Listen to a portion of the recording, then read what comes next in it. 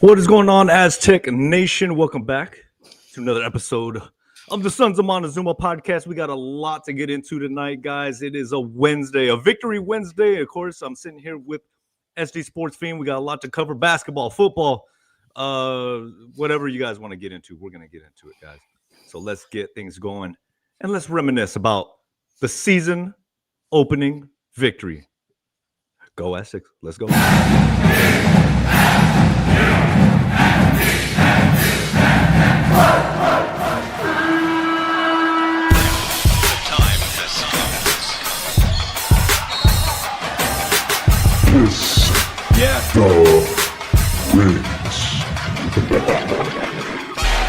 Harrington, cross-court pass into the corner, setting it up a three with some contact. It's Simmons. Heard of it while he was a lame duck coach. He's now doing good things at Eastern Washington. A drive! Oh, are you kidding me? Freshmen are not supposed to do that. And in transition, Compton ain't gonna miss on the other end. They don't even have a full slate here tonight. Oh, what a block! Miles Bird with authority there. Better than that for me to use a challenge and lose a timeout. Lob Simmons! Oh, that is freshman to freshman crime. Be fun to see what develops this year. In the corner, Davis catch and shoot three is good. Had great arc on it. Just done a really good job. It's just a great. Oh, Newman! Swing it into Heidi for the dunk. Another assist, Newman. Three Aztecs in double figures. Harrington, you bet. Oh, that's pure. Oh, the walk-on.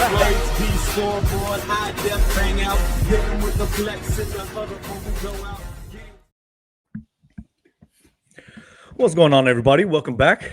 It's a Wednesday night. Those were some beautiful, beautiful highlights that we were all witness to last night. Of course, hit that like and subscribe button, guys. We're going live here in San Diego. If you guys can't tell, I'm getting a little excited about my trip. Getting a little bit excited, of course. It is Mateo, San Diego. I'm feeling very much like an Aztec warrior. What's going on, Fiends? Good to see you, man. Good to see you. We're twinning. We're twinning. I'm rocking the hats, dude. How you doing? Oh, that's right. Yeah, I didn't even recognize that. No, man, you're looking dapper in that shirt and the necklace you got going on there, man. You're all buttoned all the way up, man. You're ready to hit the beach at Waikiki. So I'm excited for you guys. A little jealous, but I'm gonna be spending my time, my free time at the NIL tournament in Vegas. So, but I'll live vicariously through you guys this weekend. First things first, dude. First things first. We'll get there. We'll get there to Vegas, man. We'll get there to Vegas. I'm heading out to the islands. I still got to go pack my clothes, but, we got to get this in because last night we were there. The season opening victory for the Aztecs basketball team took down Long Beach. And, it was a fun game. It was an exciting, explosive game, I want to say, man. By the end of the night, the Aztecs were pouring it on. You guys saw in the highlights, even walk-ons were draining threes and all that good stuff. 77-45, the Aztecs take down Long Beach in the season opener at Viejas. And, man, I mean, a lot of positives to take from this. It wasn't a squeaky clean game, but it's the first real game of the season. Thankfully, those two exhibitions really served the team a lot, I believe. Seeing this team come out last night, Fiend, you could tell just those exhibitions really did them well, playing together, cohesive, seeing the young guys kind of come out of their shell a little bit more. You saw in the media, they were talking about it was a little nerve-wracking coming out against UCLA the way they did, and it took them some time to catch back up. Last night, it was a little bit of a sluggish start as well, I think, with everything in flux. Didn't have Goon out there. That's an obvious one. I think everybody's prepared for that. Not having Reese Waters there in last night was a surprise for many of us, right? But the team prevailed. They took down Chris Acker and the familiar faces down there, Shea Johnson, and they got the dub. Everybody went home very happy, and we're going to turn it over to football later in the second half of this episode. But for Aztec basketball, started off on the right foot, man. How you feeling? I'm feeling great. Yeah, I mean, I think we expected this. We expected to roll over Long Beach State. So I think in the beginning it was a little unexpected when we were tied with them and what was like 3-2 or something like that after 5 minutes. I mean, couldn't hit a bucket. I think their defensive pressure really affected us. We were turning the ball over and we were just not playing in rhythm. But then later in the half is when Miles Bird hit those back-to-back threes and extended it to 10 points. And I think once we got a little breathing room there, then we loosened up and then we just let it rip. And it was like just dunking everywhere. And, we'll get into it. But, man, it was a fun show last night.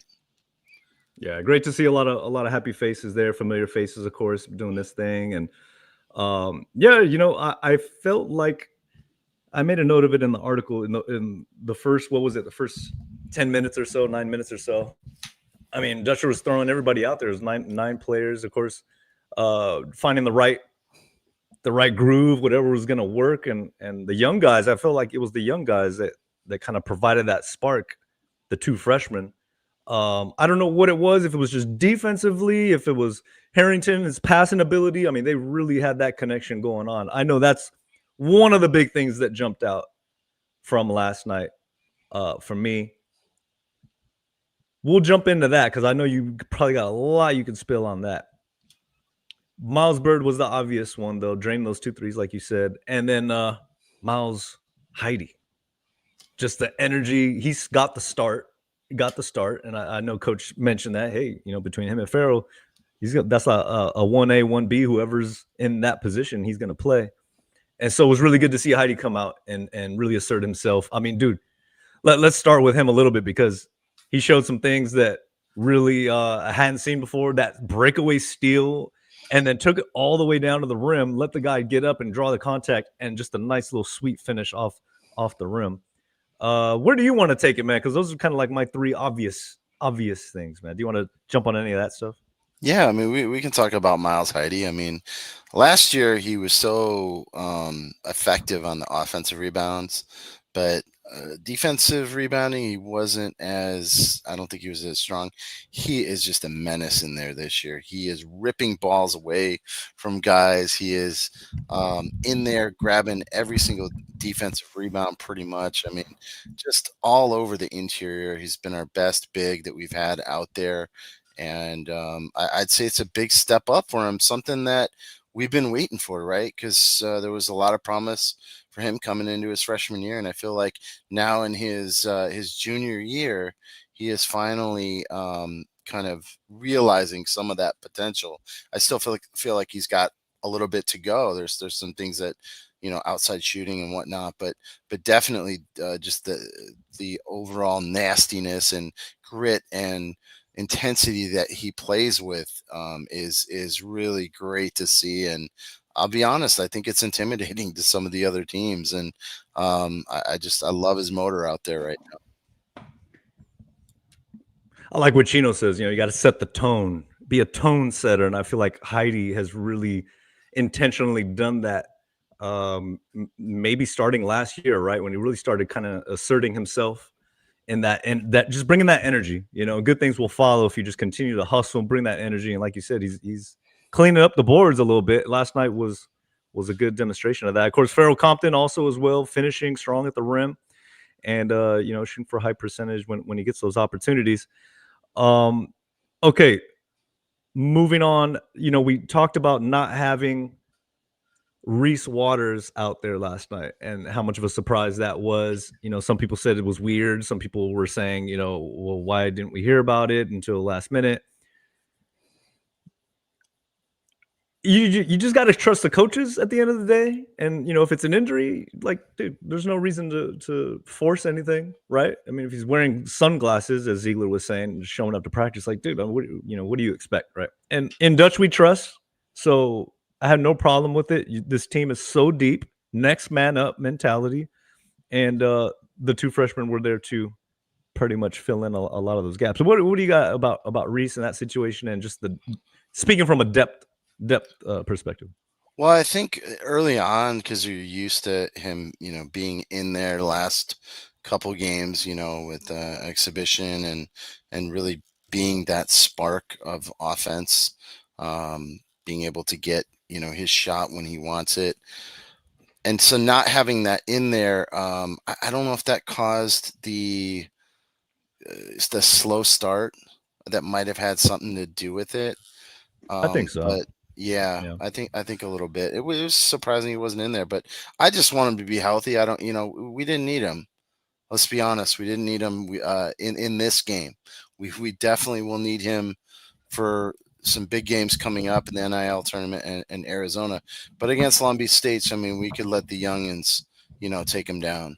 And that's exactly what they did. And so I'm okay with that, giving them some experience, getting their debut. And that's only going to help them as they progress through the season. So you just hope he's not going to be out very long, right? You don't want rust to happen.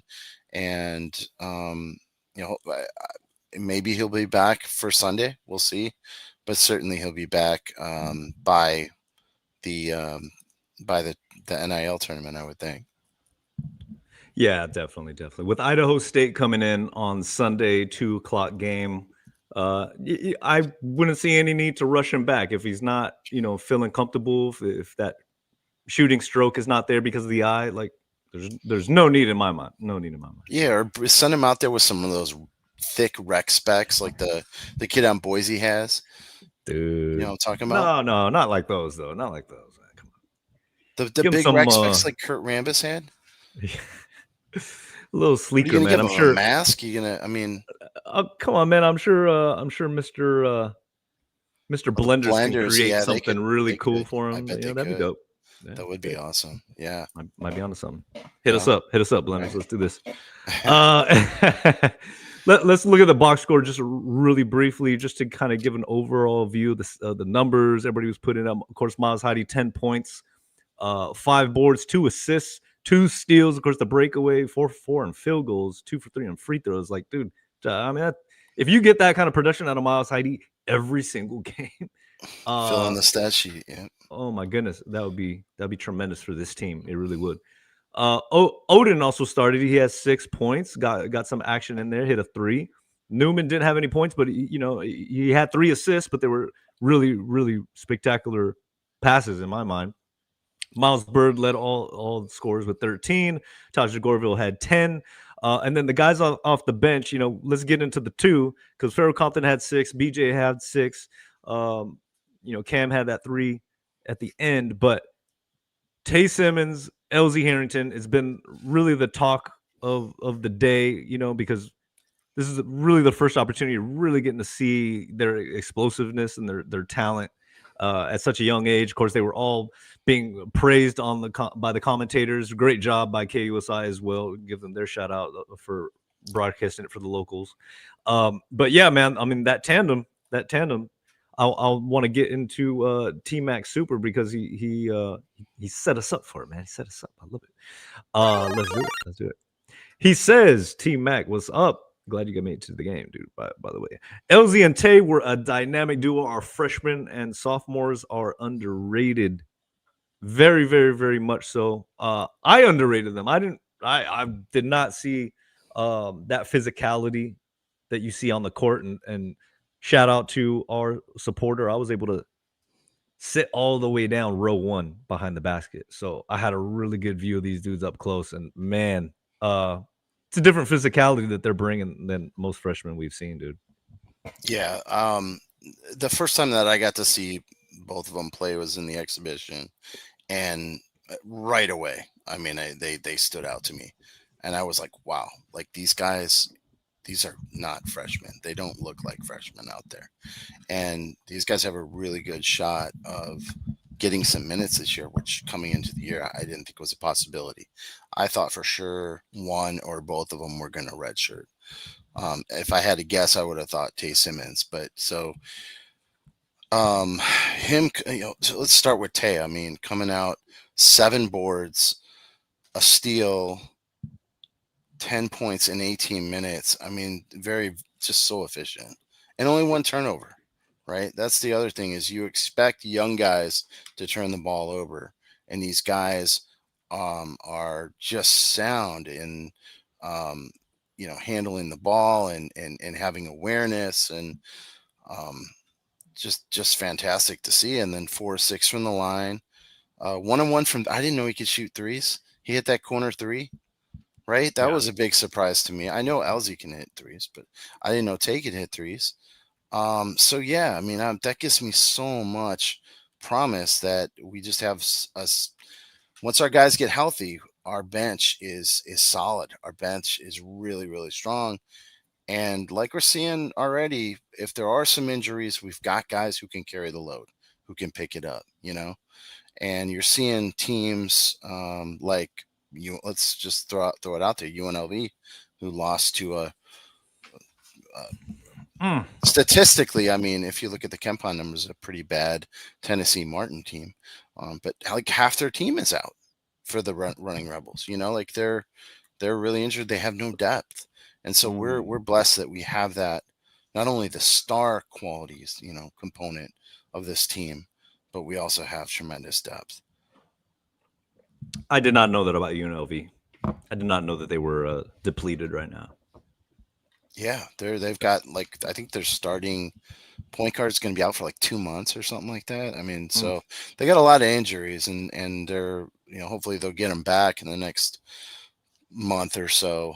But they're that was a really bad loss, quad 4 loss at home, and it's going to hurt us because we got to play them, and they'll probably be at a stronger team by the time we play them, despite having weaker metrics.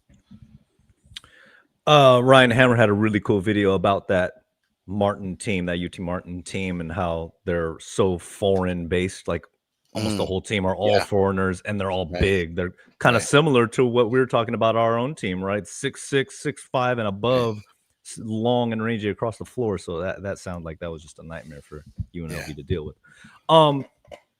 But going back to us, I mean, Miles is turned an ankle. I think that was pointed out. He looked a little ginger after that, kind of walking on that gingerly a little bit. But just an explosive night from him as well, man. And just being that leader, I think, is really going to be where his value is. Of course, he's got to be consistently good across the board because he does so many things, right? From the defense, he led the team in rebounds. And of course, he's going to hit those threes. He's going to have those explosive steals and dunks and all that good stuff. But that leadership, I think that Miles is really opening up to this season is going to be so key. With Reese out, I mean, you feel for him, right? Because you want to get back into the season after a year off, and then now you got another minor setback, right? I don't want to say that you have to expect that, but it is a reality at this point where guys are dinged up, whether it's him or Miles. The depth is really going to have to play big this season. And that leadership, just having that positive attitude to be able to turn it over to the young guys like LZ, right? And hey, it's okay. You guys play your game, fit into what we got going here, bring the defense, and kind of allowing them to feel comfortable to play their game. We didn't see that in the exhibition games. I think last night we really saw, especially between those two freshmen, man, that chemistry, the passing that they had between each other, like you said, getting him that open three that we didn't think Simmons could have hit that, like, and he knocked it down beautifully. Like the alley-oop. The alley-oop. I mean, there were some really dynamic plays between them two in that regards. That got me pumped up, man. Yeah, and you hope that that's going to be something that you see for several years on the Mesa. It's very, very exciting to see where these guys can take their games. And when getting back to Miles, he's such a fiery guy. He brings a lot of emotion, and he provides good leadership out there on the court. He does get a little emotional sometimes. He'll stare down opponents and stuff. And that's where that's the team concept of picking each other up. And, guys like Farrell stepping in, kind of pulling them away, or, guys get emotional and they're all there to help them, right? Support them. And, fortunately, these freshmen don't act like freshmen out there. So I think they're showing a level of maturity we didn't expect to see, out there. And so it seems like we have a very mature team, which is great, and you want a mature team that doesn't get overly emotional. I mean, gets fired up, but Yeah. when things start going south, you don't want to see people pouting and arguing and fight, sparring and with each other, words wise, and you know what I And mean? those challenges are going to be ahead, right? Every team Yeah. has to deal with those type of challenges to varying degrees, and I think that's something Dutch has always said from the beginning. Is like keeping that focus with this team is going to be his number one challenge. But kind of just seeing the lay of the land with all these guys, and I feel like maybe there's a football dynamic with this football team, how it is, right? Right. Everybody's pulling together on the same Right. towards the same goal. Basketball's had that for a while, and listening to Bird and the presser, man, you close your eyes and it's like you're almost hearing Lamont Butler. To be honest with you, man, I mean, just really you hear it coming through in the answers, and you're seeing it on the court as well. Yeah, and Coach Dutcher has always said that his best teams are the ones that are player driven. And last year, because they had so much youth, he felt like he had to take more leadership role in guiding them. I think he's kind of taking a step back this year. He's not needing to do that as much because these guys who were freshmen last year are sophomores. You're coming in with freshmen who seem very mature, and the other guys are a year older too, and you have a lot of continuity on the team. So a lot of continuity minutes coming back from last year. So I think it's easier on Dutcher in that respect, is that he doesn't feel like he has to lead them as much. It's more player driven, which is great. Yeah, awesome. Let's see. With all of that in play, Reese Waters and Goon are still out there, right? We didn't even get to see Latrell Davis last night, right? And that was also a talking point this morning. Coach Dutch was asked about it in the post game, and he's very candid about it. Very, very straight up saying, "Look, he told them ahead of time, I'm not going to play you in the first half." It was kind of one of those situations like, if I need you in the second half, right? That type of mentality, I would gather, but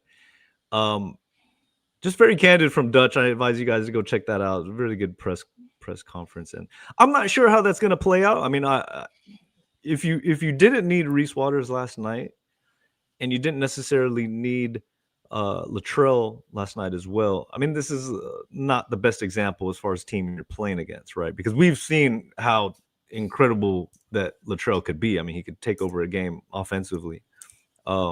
How do you see this whole situation playing about? Because I know there's, coming from San Jose State to San Diego State is a very big jump. It's a very big difference culturally, mindset-wise, what the coaches want. I'm not saying that I think he can do it, right? I think he can tap in. I think he has. Yeah. I think he has. But it's going to be interesting to see how it plays out. How do you think, man? Well, Dutcher has always said in the past that he gives the decision to the player on whether they want a red shirt or not. But it doesn't seem like that in this case. It seems like he's the one making that decision about whether to burn the red shirt or, or play him. So that just seems really interesting to me. I don't know. I haven't seen that before, but I've heard interviews before where he has said that he leaves it up to the player to make that decision on the red shirt, on whether they want a red shirt or not. So obviously he's got to be, Latrell must be open to it, right? I would think. And, if he does wind up redshirting, it wouldn't be the worst thing. I mean, Malachi Flynn redshirted for a year, got a lot better, and then came out and played, phenomenal. I think it was his junior season, right? And so having that extra year in the program, transferring in and, working on your defense and things like that would not be such a bad thing. And then you figure, the plan is that he, that he takes over maybe for like Miles Bird or someone, or Reese, when they leave next year, right? Yeah. And then he's got 2 years. So, I mean, I love to see him out there. I would love to see him out there, but I totally agree with you. In Dutch, we trust, right? I think Dutch has not only the best intentions for the team, but also for for Latrell as well.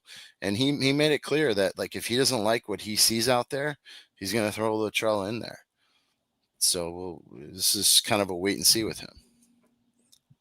I like it from JK. He says if Latrell was out there, he would have dropped at least 14 points if he played. I had no doubt about it, man. I mean, the dude can absolute score, absolute take it to the bucket. Yeah. So just a little note, because you know, to kind of put things in perspective, you know, in terms of depth, in terms of the young guys, the veterans, you know, decisions and all that good stuff.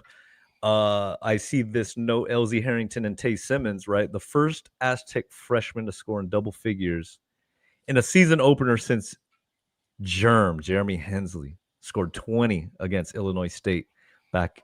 I'm not sure when that was, but I remember that game. I was there, and we were like, "Wow, this freshman Jeremy Hensley, wow!" You know, just put together such a dynamic performance. 2016, I think, or 2015 fall, 2015, Wow. 2016 season, yeah. So just to put things in a little bit of perspective there for LZ and Tay. I mean, they're doing stuff that's not been done much on the Mesa before. You know, are they going to get those opportunities though once Reese and Goon come back? Probably not. But what a fantastic start to their careers, and it shows that they're talented and they belong on the floor and they belong in the rotation. Yeah, absolutely. And that's probably the challenge for Dutch, right? Because when Reese and Goon do come back, what is the dynamic, the flow? How does it look like then? You know, is that Latrell presence maybe a little more needed than I'm not sure. I don't think so. I feel like that would be a wise decision, like what you're saying, if it comes to that, as far as a red shirt. With LZ and Tay, man, I mean, they're so versatile, their size and everything they do. I feel like it's gonna be tough to keep them off the floor, man. Yeah, and that is the thing. That's the advantage that they have maybe over Latrell, who is, you know, smaller. He's 6'3", right? But LZ's what, 6'5", 6'6". Tay's 6'7", 6'8", can, you know, play all over the floor, is hitting from the outside. I mean, that you know, that's tough because they're more versatile, you know, like defensively and things like that. And that's what Dutcher focuses in on, you know, and how you get your minutes is how good you are defensively. And both of them look fantastic out there. And then to round things off, Sean Newman Jr. is underrated. He can shoot, but I noticed that he will drive the paint and collapse the defense and then pass to an open player. He's definitely pass first. Yeah. Sean Newman, good point there from T. Yeah, absolutely. And that's what they brought him in to do, right? I mean, you know, not everybody is going to be that ball dominant guy to shoot every single time. And it's going to be cool to see him lead the offense. Fiend, okay, everybody's going crazy about it, and it's kind of the elephant in the room. The Aztecs off to a hot start. But when you look at the rest of the Mountain West, dude, just not a good opening week for the conference. First, Boise just absolutely gets embarrassed at home. Then UNLV loses last night at home. And now we're seeing right now live in the chat, Fresno drops a buy-in game. I don't even know. South Carolina upstate. Upstate, more like upset. What are we gonna do about this, man? Because I mean, you know, yes, it's fun to laugh at our peers and our you know, conference mates at their, you know, demise, but this isn't helping us any when it gets to Mountain West play. This is the worst thing that you want to see happen in the conference, man. All you're seeing now, like with that, when you see those scores and these teams getting picked off by teams that they should have won easily. Is it setting up landmines for the Mountain West Conference that you don't want to step on? If you want to get a bid or you want to get a higher seed, you know, you can't step on these landmines because they're going to be, you know, if they continue to, you know, drop in the KenPom rankings, you're looking at a lot more quad 3, quad 4 losses, which really hurt your resume. And so, no, it's not good for the conference. We've seen last couple of years where we've had, I think it was 2 years ago, we had all those teams in the tournament. And the reason why we had all those Mountain West teams in the tournament was because they all won their preseason games or their out of conference games. And we didn't drop these games, 2 years ago. And so there were a lot of teams that got in. The divide between San Diego State and some of these other teams in the conference may be greater this year, which makes it more dangerous if you're playing them, playing in them. They happen to have a great game. Well, I don't know what we're gonna do, man. We just got to keep winning, control what you can control. Yeah, and, absolutely. Take care of business in Vegas. You read my mind. Take care of business. No, I mean, Idaho State, coming up on the schedule on Sunday, should handle them pretty easily like we did Long Beach State. But then Troy is kind of tricky because, I mean, I think they started off, I was looking at the KenPom rankings, like, in the KenPom rankings, there's not always that accurate this early in the season, just because it's going based on like rosters and, it's a major projection. But they were projected like top, I want to say 125, and KenPom was like pretty darn good. So that Troy team is going to be sneaky good, I think, once we get to play them right before the tournament, the NIL tournament in Vegas, and we'll preview that. But that's one to look out for. That could be a sneaky game. I feel like we played them before and it was sneaky, but I don't remember. Don't come. Oh, Little Rock. We played Little Rock, and I think we lost at home. Yeah. That was when they had Beard. You remember that? Chris Beard, the coach? Oh, wow. Yeah. He went to like UNLV for like a couple hours and then was like, nah, I'm out of here. I don't want to play for this trash program or coach this trash program.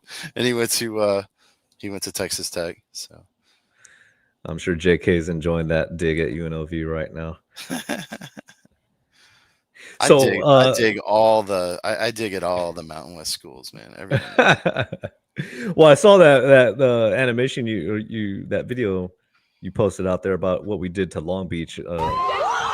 Bam! Took them down on the beach. Took them down. Bam! Just so you guys want to see it again.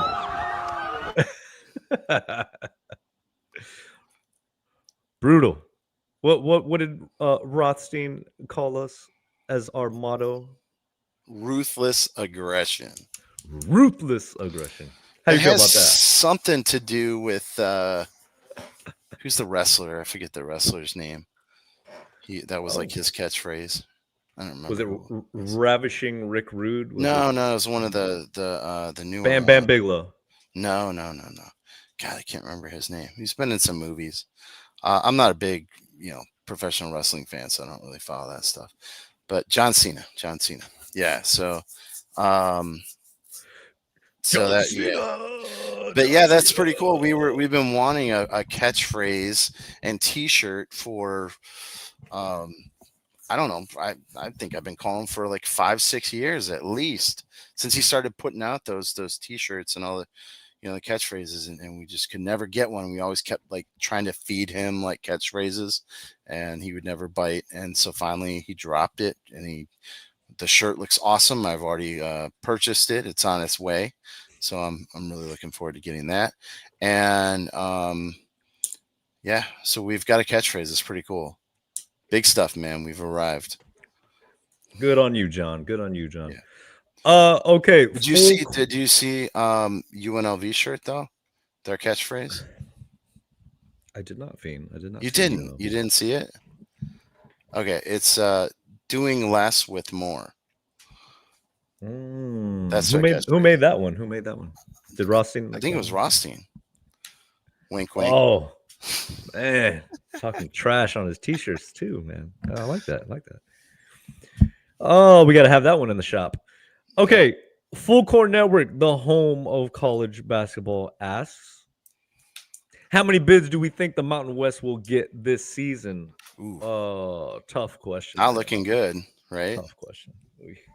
I mean, I would have to say at this point, probably 2. Yeah.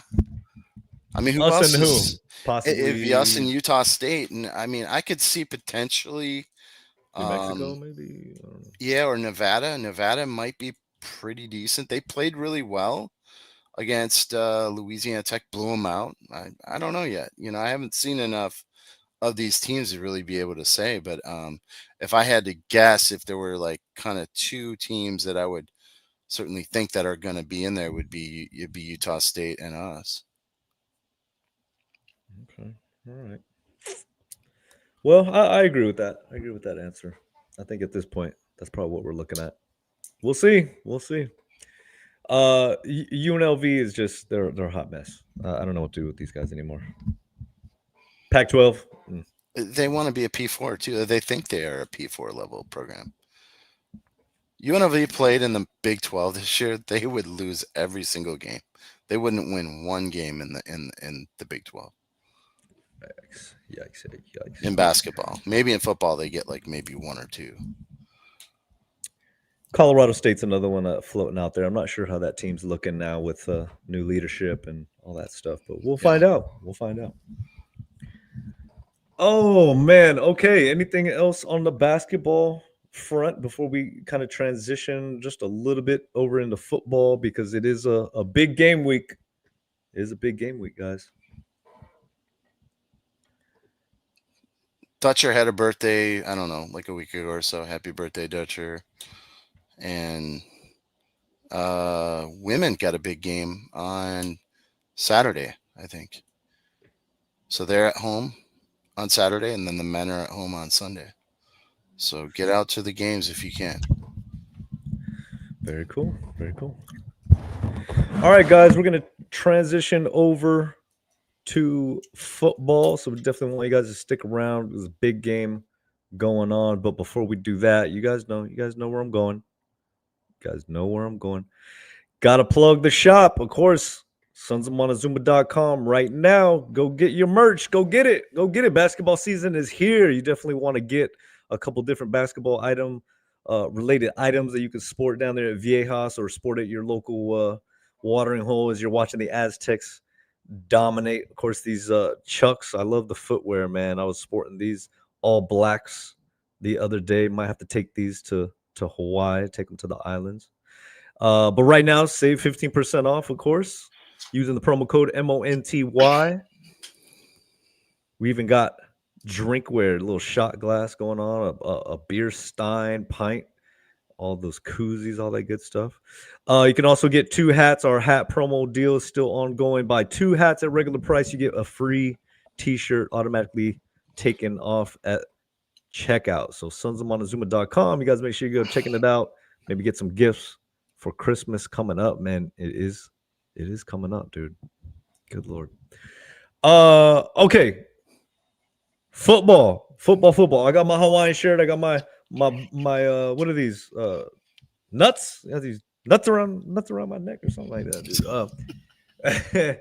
But I love this thing, man. Shout out to Swoop and D tailgate, man.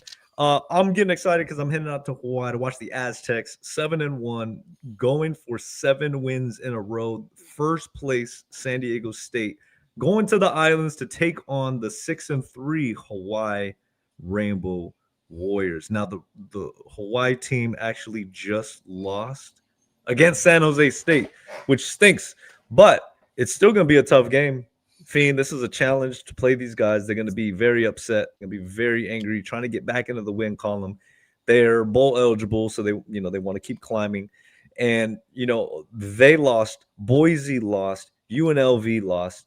All the teams around us at the top of the mountain are coming off of losses. So, is that an indication the Aztecs are just going to take on these last 4 games and run away with it? Not at all. Not at all.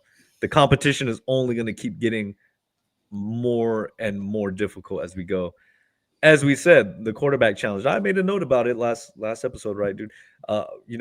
We're actually going to play Micah Alejado, quarterback for Hawaii, who can sling it.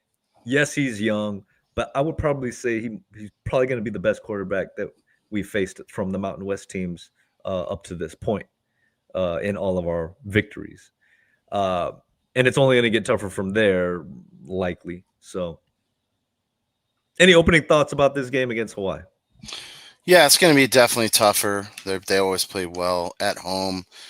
Their defense, especially, is tougher, and you would expect that with the crowd noise and everything to, the defense to really be amped up, and so they do. They statistically hold teams to less yards, both passing and rushing.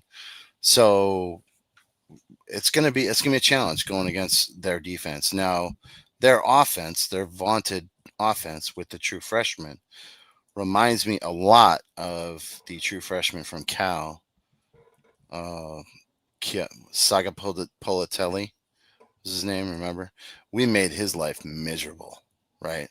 That guy was a true freshman, came in highly touted, had a couple of great games, and we wrecked his confidence. And that's my hope for this game, is that we do similar approach to this quarterback and make him think, make him make reads, and try to bait him into some bad throws, and get pressure on him. If you let him sit back there, he's got a great arm. He's very accurate, and he can throw that ball like 60, 70 yards. Like you said, he slings it around the field, and he's got some great receivers around him. So got to get some pressure on him. Their offensive line, I believe, gives up a lot of sacks. So I think we should be able to get after the quarterback. And I'm hopeful that we're gonna get the type of defensive game that we had against Cal, against a young quarterback who's just learning, how to play at this level. And I don't think he's seen, for sure, I don't think he hasn't seen a defense like ours.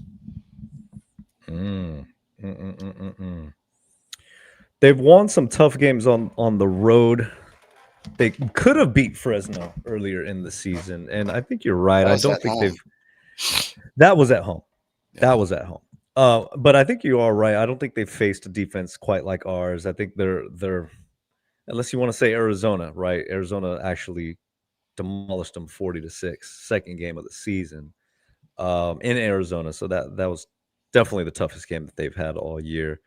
What I find kind of interesting is San Jose State, who just recently beat them. Before that, they were on a 3-game win streak. And San Jose State, if I'm reading this right, dude, they're like one of the top passing offenses. Yeah, they are in the Mountain West, right? Right. So that kind of tells me, well, they can be passed on, right? An explosive offense is kind of what's going to get it done against them. Will the Aztecs offense be able to control the game with their ground and pound? Seeing Jaden Denigal, how is he going to perform? Is he going to be 100%, or he's not going to be 100, but how much is he going to be effective throwing the ball? I haven't heard anything this week coming out of practice or anything like that as far as offensive goes, but if you don't know what your identity is by now offensively, and I know we were harping on that, it's about time you just embrace being that running team and control the line of scrimmage that ways and the game that ways. Do you think the Aztecs can beat them playing that ground and pound style as opposed to trying to mix things up and be a little bit more balanced? Absolutely. Yeah, for sure. Look, that quarterback for San Jose State, he's a great quarterback. He threw for like 500 yards, but they have no defense. They give up 38 points. Their defense is not very good. We have an outstanding defense. I mean, I'm gonna fall back on our defense. I think we can. I'm not gonna say we're shut them out, but we can definitely hold them to way under the average that they usually have for points. And so then it just becomes, can you get a couple of touchdowns and field goals to win the game? And I think you can do that, running the ball. Now, is that Coach Lewis's philosophy? No. He's aggressive to a fault. We've seen it. All the trick plays and everything. He's still going to pull out that stuff. That's what he does. It's in his DNA. So my big thing is, let's not turn the ball over, right? Let's be smart with the ball.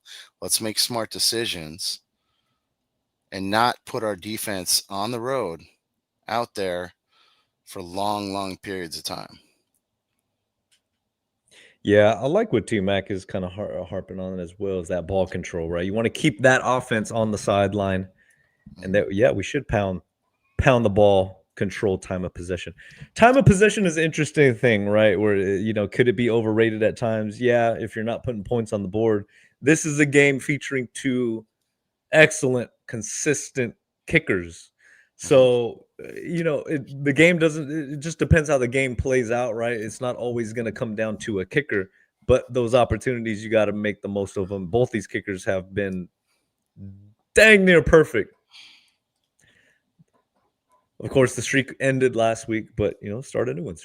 So you're getting really, really good special teams play, but you don't want to put it on your kicker. There's going to be that hype around it. A great talking point, and you just hope it doesn't come down to one. But you don't want to put it on their shoulders. So if you can control the ball with Lucky, control it with Byron Caldwell, Washington, mix it up. Hey, throw a wheel route. If you want to get a little tricky. Just for that, they're gonna have a couple trick plays for touchdowns. Watch. Yeah. No, I mean, with this kicker, with both kickers, really, if you turn the ball over close to like your 30-yard line, you're basically giving them at least 3 points, because they're pretty much automatic, both of them. I mean, Placencia missed one last week. That was first of the season, right? Yeah. So they're pretty much automatic. So you're giving them 3 points if you turn the ball over in your territory. If you allow them to drive the field into, past the 30-yard line. So I think the keeping them on their side of the 50 is going to be important. And we do that by controlling the ball, having outstanding special teams, and being opportunistic on defense too. Well, the defense had a ton of turnovers last week against Wyoming, so they got to keep that up. Definitely got to keep that up. For sure. This game is going to be interesting, right? Is this going to be our second time playing there at the TC Ching Center complex? The start time was announced. It's 6 p.m. Hawaii time. So I think that's perfect for me. I have all day to tailgate out there on the islands. Looking forward to it, brother. Looking forward to getting me some poke, man. Yes, I'm talking with a Hawaiian accent. I'm not going to do that when I get out there. But I'm looking forward to this game, man. Tailgating is going to be interesting. I don't know how that's gonna work. But, with the setback, they're going to be hyped up. It's a sellout crowd already. That thing holds, I want to say, maybe 20,000 at the most, if that, something like that. I don't know how you guys can watch the game. How are you guys going to be able to watch the game in San Diego? Is the Mountain West app, is that it? Spectrum Sports Net, something like that? Yeah, it's looking like the Mountain West app. Ooh. It's not on local television? I thought it was. No? I don't know if KUSI is doing this one, dude. I don't think so. There's Spectrum Sports, Script Sports, and Mountain West app. We'll see. We'll find that out. We'll post that out there if it's anything different. This is the 40th matchup between the two teams. The Aztecs have won 26-11 and 2 ties. So we got the history on our side, right? I think we've won the last 2 or 3 as well. 11 of the last 13 the Aztecs have won. So 5 straight back-to-back games since 2018 and 19. Let's see. But the last 4 games have been decided by 7 points or less. So even though we kind of dominate the series as of late, every game has gone down to the wire. We'll see if they could change it this year.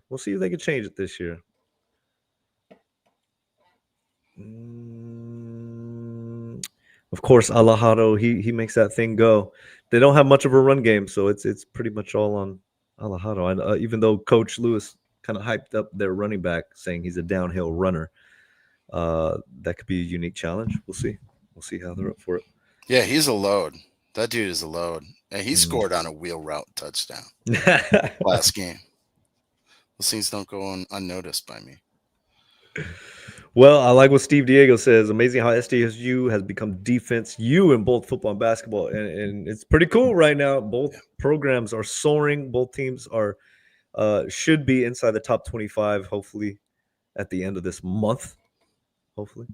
But the Aztecs got the last 4 games. They are very tough. Hawaii, Boise, San Jose, and then New Mexico. This last third of the season, Fiend, is it college football playoffs or bust? Is that what it is? We're still on the outside. The rankings just came out. Tennessee, number 30. Is that what it is? Or what, number 30, I say, but they got that last spot of the college football rankings. 25, yeah. Top 25. So, yeah, it sucks because you can't tell who's going to grab that group of 5 spot, because they don't. The rankings only go up to 25. So we have no idea where we are in that mix. You just got to keep winning and try to win big. I think that's a big thing too. Well, if they keep winning, hopefully the crowds will get bigger by the time Boise State comes back. I'm just saying right now, everybody's posting, retweeting, all that good stuff. There is a special deal for that Boise game because, we went in on it last week or last episode. How high the ticket prices were. I saw somebody tweet it out. It was like over $100 for the last row on the top deck, dude. I can't believe that. So it's like a 2 for $40 sale? Is that what it's called? 2 for $40 sale. So there's no excuse. 2 for $40, $20 a ticket, Fiend. This is what we were asking for. Yep. And it sounds like they're coming around. Grab your tickets now. I mean, if you weren't able to get to a game because you couldn't afford it, and hey, we know it's tough. Times are tough right now, and it's expensive to live here in San Diego. But if you want to get out to an Aztec game, this is your perfect opportunity. Take advantage of this 2 for $40 sale. And then, it's kind of a political time right now with this week and everything. And Supervisor Jim Desmond tweeted out his support as an SDSU alum. He says, I love seeing the Aztecs' success on the field, but it's disappointing to see thousands of empty seats because families can't afford to attend. You always got to hammer home the families, right? So about the families. He says, San Diegans should be able to enjoy their hometown team without breaking the bank. It's time to make Aztec football affordable and accessible for everyone in our community. Hey, I see nothing wrong with that message. That's a very clear, direct message. He says, I've sent a letter to San Diego State University Athletic Department urging them to lower the ticket prices at Snapdragon Stadium. That is on X, Fiend. That's on Twitter, X. Supervisor I believe Jim that Desmond. was yesterday too. He sent that 15 hours ago at Jim_Desmond. So you guys can go find that letter. He attaches it in the tweet if you want to read through it all. But that's the gist of the message. Make it affordable for families that they're not priced out. And that's a simple way to go. Football fans are all across the board, wealthy, blue collar, college educated or not. San Diego football represents all the county and everybody from all walks of life. And I took a walk last week. I'll let you harp. I took a walk last week on the west side of the stadium. On the east side is where all the food trucks, the how do you say, the Dos Equis bar there. You got a lot of action. The visitor side, a lot of action, right? The beer gardens, all that good stuff. You go on the west side, and that walkway, I mean, it's as quiet and as pedestrian free as you want it to be, because it's all premier box suites, access to all that on that west side. And I'm walking there, and it's just like you could barely hear the game. You could barely hear anything. It's like a walk down an empty hallway. And that's great. That's by design, right? For that preferred premier package. You have that. But the opposite side is not affordable. It's just not. There's no way around it. So hey, I side with that message from the Mr. Desmond, Supervisor Jim Desmond. I side with that, and hopefully continues. What you got, Fiend? No, I was just gonna say, it's sad that it takes like a politician to chime in for the university to take some action. But good on him for doing that, and good on like the UT. They have a following and putting that out there. Some of the UT guys in the article about the poor attendance and really highlighting that. That's the only way you get them to change is to shove it in their face. They're like, hey, you guys are not doing San Diegan fans and San Diegans, a good service by pricing them out of tickets for games. And it worked for the Cal game. I don't know why they did not do any type of promo for the Wyoming game for homecoming, especially. Want to get people out for homecoming. But that stadium's got to be filled. And you gotta have the right price for for the type of person that's gonna sit in those seats or stand up in the Cutwater section with us. But that's what I wanted to say. It does take a village. We all got to have our voice and speak out, and looks like they caved, which is great. I hate to use the word caved, but hey, if that's what it is, if they're dug in, you know what I mean? And they have been dug caved. in. They have been dug in. They've been dug in for years. We've been calling it out, and we're just beating a dead horse on this show. But finally, they caved, and we have to continue to voice our opinions and get that stadium filled. Come hell or high water, that stadium needs to be filled. Hell or high water. Promo code 2 for 40. That's the promo code, guys. Get your tickets for that Boise game. It's gonna be big. Kind of dialing back to football. Thank you again, T-Mac, for the Superman. He says, I don't think Hawaii will score on us easily. 28-7, SDSU. Our cornerbacks are both shut down. We sometimes neglect crossing routes and up the middle passes, but he's banking the defense is going to be lights out again. Shut off Hawaii's water. 7 points. 28-7. T-Mac hit it on the head last week. He hit it right on the nose. Do we want to do any predictions, Fiend? We want to take a shot? Mm-hmm. What you got? My prediction is it's going to be Aztecs 24, and I'll say Hawaii 6. 6 measly Just give them a points. couple field goals from Tokyo Joe. That's it. Oh man! Did you take that on the road? 24-6. Woo!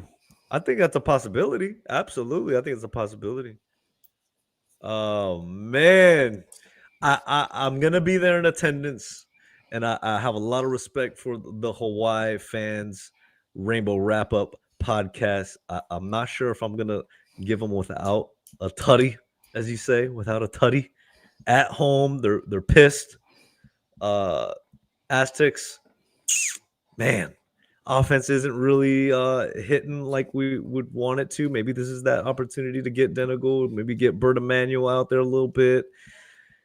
I'm gonna say Aztecs 26, Hawaii. I'll give them a 13. 26-13. Respectful, very respectful score, Fiend. Very respectful. I'm not respectful. Definitely not respectful. Of course, we're going surfing. We're going to be out there knocking down paddleboarders, Hawaii paddleboarders into the ocean. Oh, my goodness. What in the world? Kaiju Cali just coming up like Jaws, bro. Just terrorizing like a tsunami wave. Just taking Hawaii rainbows out in the oceans. Yeah, he'll be there. We'll have the Adventures of Cali maybe next week. We'll see what kind of trouble he gets into. What's on his list, man? What do you think's on his list of first things to do once he hits I mean, the... certainly hitting the tiki bar. Maybe a luau. I don't know. We'll see. We'll have to put an itinerary together. Guys, I want to thank you for joining the stream.